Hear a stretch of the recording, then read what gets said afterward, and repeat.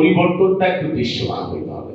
পরিবর্তন হলো এই যে যুব সমাজ চাকরি পাবে, আমাদের সমাজ বেকারত্বের হাত থেকে অবসান লাভ করবে, আমাদের মাদক মুক্ত হবে, আমাদের সমাজে ন্যায় বিচার ইনসাফ প্রতিষ্ঠা হবে।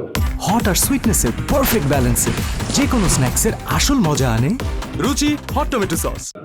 সেটাই তো, না হলে কি কারণে এত মানুষ জীবন দিল, কি কারণে 17 বছর আমরা লড়াই করলাম, যুদ্ধ করলাম, যা কিছু আছে, যা কিছু চলছে আগের মতোই যদি চলে, তাহলে বলা হয় না যে মানুষ তার স্বপ্নের চাইতে বড়, বা মানুষ স্বপ্নের সমান বড়। স্বপ্নটা কি?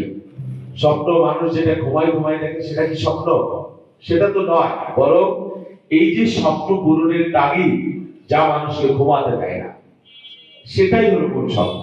সরকারের 180 দিনের একটা কর্মসূচি আপনারা দেখেছেন, প্রধানমন্ত্রী হয়েছেন বিএনপির চেয়ারম্যান তারেক রহমান।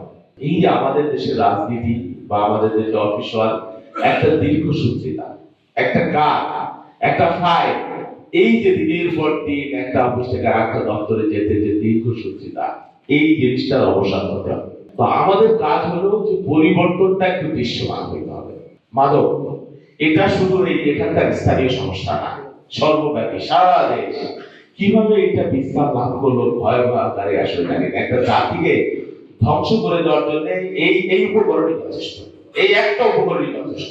মাদকের সাথে অনেক কিছু জড়িত, চুরি, ডাকাতি, ছিনতাই, রাহাজানি, সামাজিক অস্থিরতা, ইফতিজিং, নানান ধরনের। একটা মাদকাসক্ত মানুষ সে তার নিজের জন্য সমস্যা, তাই না, সে তার পরিবারের জন্য সমস্যা, সে তার সমাজের জন্য সমস্যা, সে তার রাষ্ট্রের জন্য সমস্যা।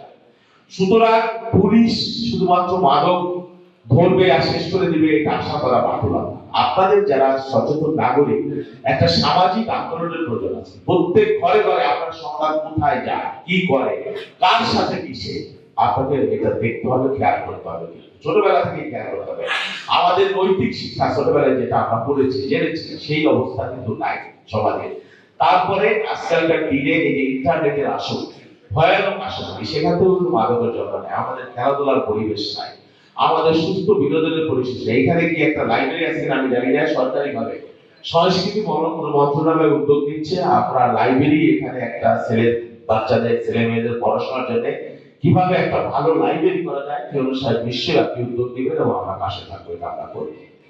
তারপরে এক একটা দিন যাচ্ছে আমরা কিন্তু পিছিয়ে পড়তেছি কাজের দিক থেকে। প্রধানমন্ত্রী যেই গতিতে হাঁটছে আমরা কিন্তু সেই গতিতে হাঁটতে পারছি কিনা আমি জানি না।